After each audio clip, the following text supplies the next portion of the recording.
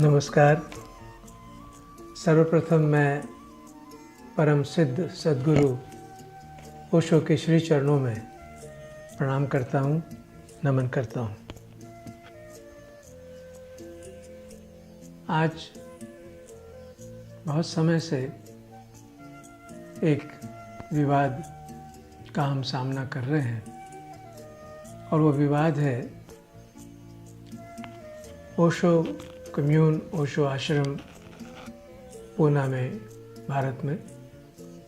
उसको लेकर के अनेक प्रकार से अनेक स्तर पर विवाद बना हुआ है। अलग अलग ढंग से उसको देखा जा रहा है। उसके संबंध में मैं अपना मत व्यक्त करना चाहता हूँ। पहली बात तो ये है कि जो विवाद है उसमें ज़्यादा जाने के बजाय वस्तु स्थिति क्या है उसे हम पहले देखने की कोशिश करें। जिसे कहते हैं रियलिटी क्या है, उस रियलिटी को देखने में हमें समझ में आ सकता है कि कैसे उसको हम अपने ढंग से कैसे हम उसको प्रस्तुत कर सकते हैं। तो पहली बात तो ये है कि मैं अपने व्यक्तिगत रूप से आपके साथ निवेदन करना चाहता हूँ कि ये जो ओशो कम्यून है, ओशो आश्रम है, इसके साथ मेरा कम से कम 45 साल का संबंध है। 45 साल पहले मैं अमेरिका से वहाँ पहुँचा था ओशो श्री के चरणों में, और वहाँ मेरी संन्यास दीक्षा हुई थी। तब से लेकर के वो आश्रम, वो पूरा स्थान मेरे लिए अनेक स्तरों पर एक अभूतपूर्व महत्व रखकर बना हुआ है। ये मैं अपनी बात कह रहा हूँ, लेकिन यही बात हजारों लाखों और सन्यासियों के बारे में भी लागू हो सकती है। ऐसे कई, भारत के ही नहीं, विदेशों के। मुझे याद है कि जिन दिनों मैं पूना कम्यून में, पूना आश्रम में मैं हुआ करता था, कम से कम 80 देशों के साधक वहाँ पर आते थे ओशो के श्री चरणों में, और ध्यान, प्रेम, सृजनात्मकता, अनेक स्तरों पर उनका विकास, उनको सीखने को, उनको जानने को मिला करता था। एक तरह की पाठशाला थी वो। पाठशाला इस तरह से कि बहुत ही अलग अलग स्तरों पर हमें नई नई चीज़ों का बोध होता था, और बोध देना ही ओशो का मुख्य लक्ष्य था।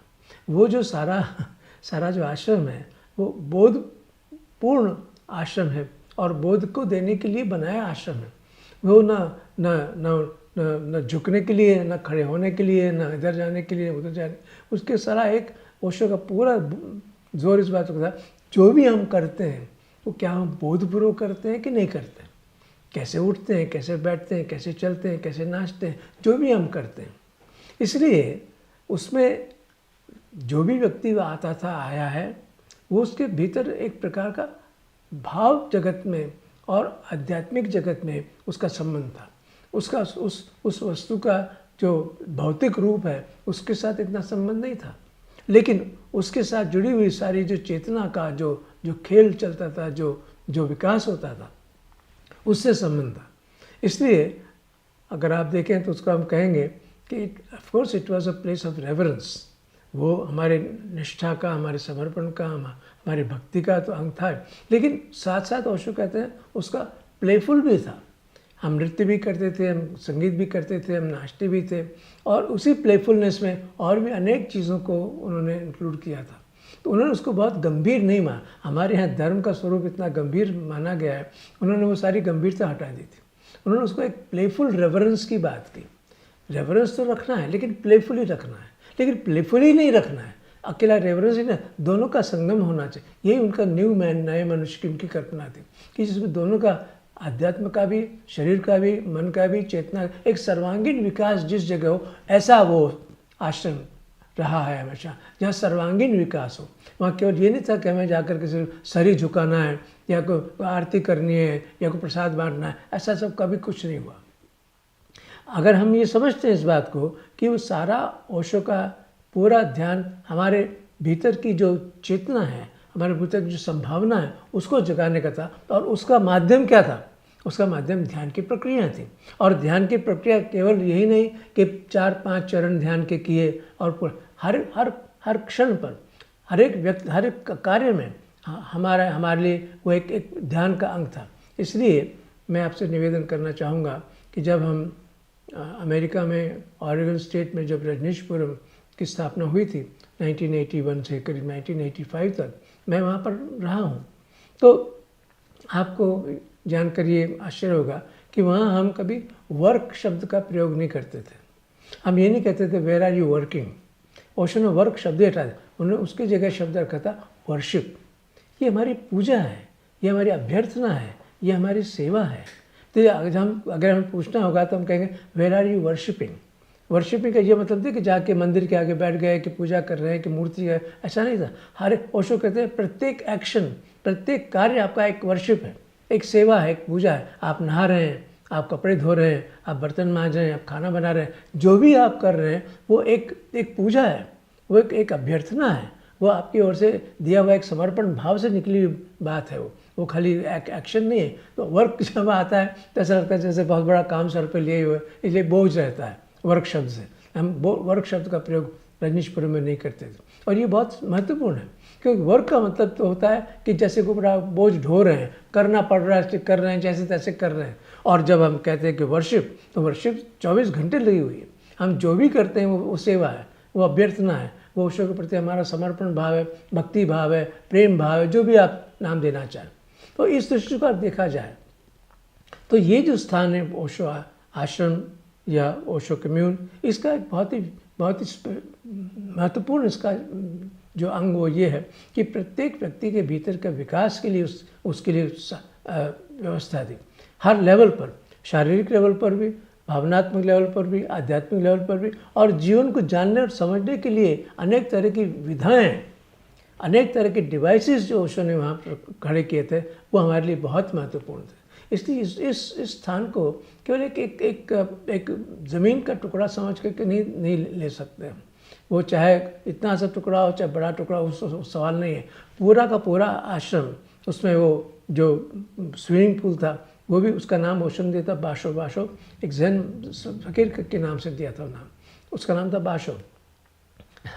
वहाँ पे उन्होंने कहा कि वहाँ टेनिस भी खेल सकते हैं, हम स्विमिंग भी कर सकते। स्विमिंग करना भी अपने आप में एक ध्यान हो सकता है, होता है। पानी का कैसे स्पर्श होता है, आपका शरीर कैसे मूव होता है, आपकी श्वास प्रक्रिया कैसे चलती है, ये सारे ध्यान के प्रयोगों में के रूप में लेना है। ऐसा हो सकता खाली तैरने जाना का खाली बैठे हुए और तैर करके बाहर निकल गए, ऐसा नहीं था। उसके पीछे पूरी ध्यान की प्रक्रिया जुड़ी हुई थी। उसी तरह से टेनिस कोर्ट था, तो ओशो ने उसका नाम दिया, उसको हम टेनिस नहीं कहेंगे, उसे हम कहेंगे जेनिस।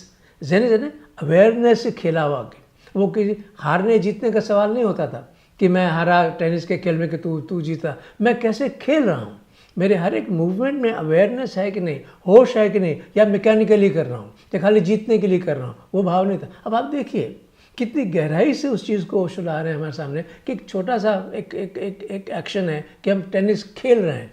अब खेल को तो आप खेल भी खेल सकते हैं हार जीत का, और खेल को अपने विकास का साधन भी बना सकते हैं, अपने भीतर की जो संभावना है उसको बाहर निकालने का भी साधन बना। तो मेरे कहने का आशय ये है कि हर एक लेवल पे ओशो ने विधाएं, डिवाइसेस, जिसे कहते हैं उपाय खड़े किए थे।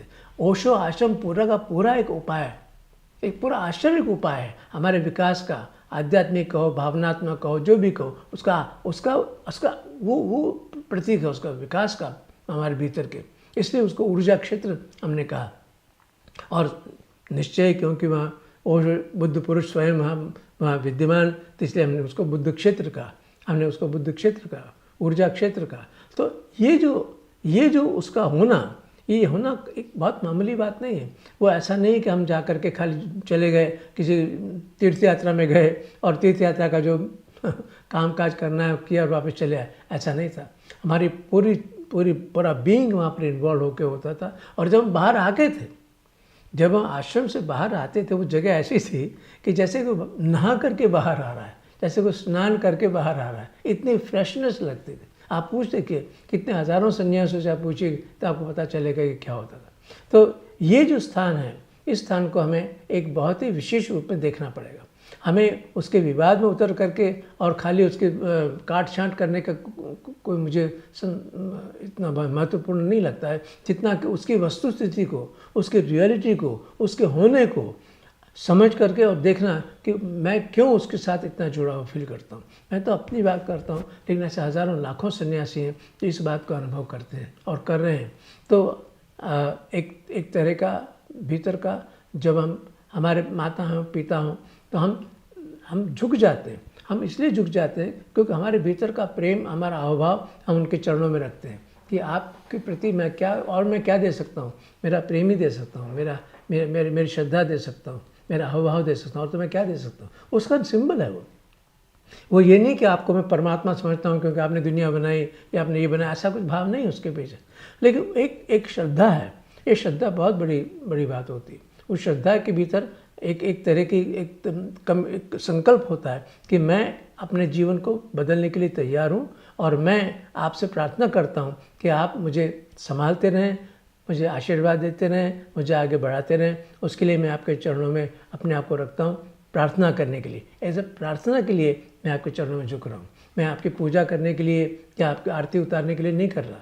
तो वो सारी बात बीच में लाने की ज़रूरत ही नहीं पड़ती। इतना सीधा साधा मामला है कि एक ऊर्जा क्षेत्र है, एक बुद्ध क्षेत्र है, एक विकास का क्षेत्र है, मेरे जीवन से जुड़ा हुआ है, मेरे होने से जुड़ा हुआ है। वो खाली एक बिल्डिंग नहीं है, वो खाली मकान नहीं है। और ऐसे ही हमारे यहाँ हुआ, छोटी छोटी चीज़ों को महत्व दिया गया। छोटी क्या, बहुत बड़ी चीज़ें थी। फॉर एग्ज़ाम्पल मुझे याद है कई बार सांदे सत्संग में ओशो एक छोटी डिबिया देते थे और उस डिबिया में ओशो का बाल होता था या उनके नाखून का हिस्सा होता था और ये भाव होता था कि ये उनकी ऊर्जा का एक छोटा सा अंश आपके हाथ में आ रहा है, आप उसको अपने पास रखें। अब आप देखिए, यहाँ पूरे व्यक्ति की बात नहीं हो रही, और इस प्रकार की घटना पहले भी घट चुकी है। मुझे याद है एक बुद्ध पुरुष का बाल कहीं रखा हुआ था और वो बाल कहीं किसी ने चोरने की कोशिश की या हटाने की कोशिश की और इतना हल्ला मच गया था, बहुत बड़ा हड़कंप खड़ा हो गया था। अब आप देखिए, सैकड़ों साल पहले भी इस बात को माना गया था कि वो केवल एक बाल नहीं है, उसके पीछे पूरी ऊर्जा का अंश है उसके अंदर पूरा। तो ऐसे अगर ये बात है, उस आश्रम में रह कर के अकेले ओशो शरीर के रूप में नहीं, केवल बुद्ध पुरुष के रूप में नहीं, एक पूरी ऊर्जा शक्ति के रूप में। इसलिए ओशो किसी व्यक्ति का नाम मानना ही नहीं चाहिए।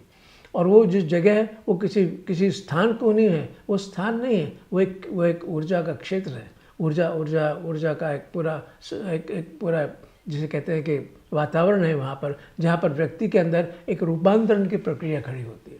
और हम सब बदले गए, हमारे सारे भीतर रूपांतरण जो हुआ वो वहाँ हुआ। इसलिए आश्रम का महत्व इतना महत्वपूर्ण है, क्योंकि उसने हमको रूपांतरित करने में सहायता दी। वो जो जगह है वो हमारे रूपांतरण में सहायक रही, इसलिए उसका इतना महत्व है। तो मित्रों, मेरा संक्षेप में निवेदन करने का ये भाव है कि ये जो आश्रम है, पूना आश्रम, पूना कम्यून, इसको एक उसकी टोटालिटी में, सर्वांगीण में देखना होगा।